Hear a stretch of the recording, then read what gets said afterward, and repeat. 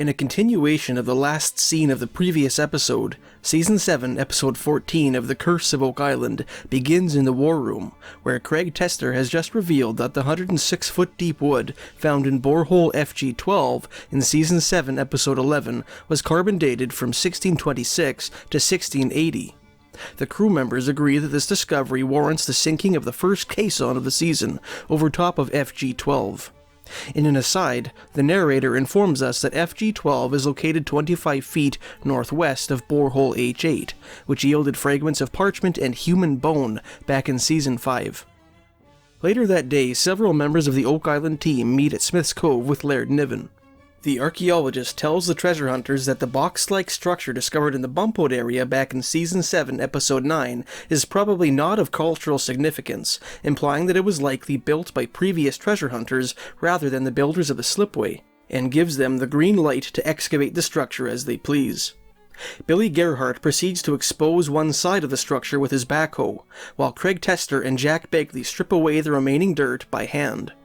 During this process, Jack has a brush with the island's curse, when a large rock breaks free from some nearby dirt and slams into his shoulder. Shortly thereafter, half of the structure collapses. The next day, Rick Lagina and Jack Begley stand by as Gary Drayton conducts a metal detecting operation in the northern section of the swamp. After finding a modern nail, Gary comes across a hefty strip of iron with a sharp 90-degree bend at one end, which he tentatively identifies as some sort of bracket or strap, quote, that went around a chest or a box, unquote. The artifact reminds Rick of the wrought iron hinge, which Gary discovered near the Smith's Cove slipway back in Season 6, Episode 16.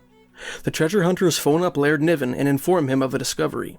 Shortly thereafter, the archaeologist arrives on the scene, examines the artifact, and suggests that it might have been used to reinforce a large timber.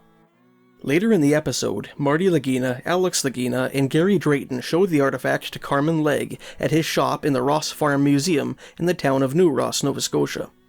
The blacksmithing expert measures the artifact, finds it to be 9 inches in length, and subsequently identifies it as a bracket used to hold together large timbers on a ship. He dates the piece from 1710 to 1790, and adds that it bears evidence of having been subjected to a hot and sustained fire. In light of Legg's analysis, some of the treasure hunters later take the artifact as evidence of the theory that a ship once lay in the Oak Island swamp. Legg's statement that the bracket was subjected to a fire implies a new twist on this theory, namely that the ship in the swamp was burned, perhaps in an attempt to conceal evidence of its presence.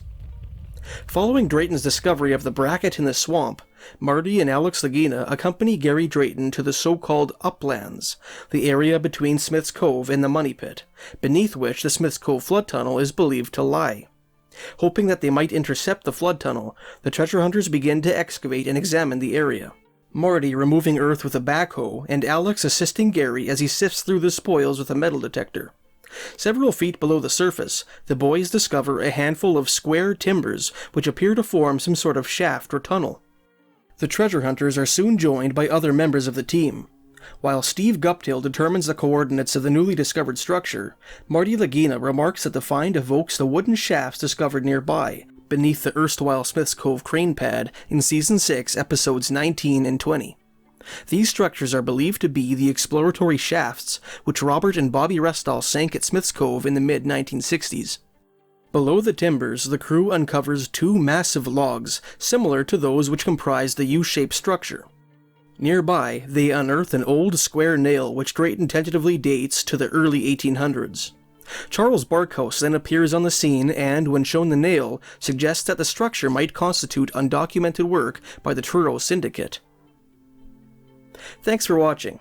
If you enjoyed this video and would like to help support this channel, please check out my book, The Oak Island Encyclopedia, which you can find by clicking the link in the description.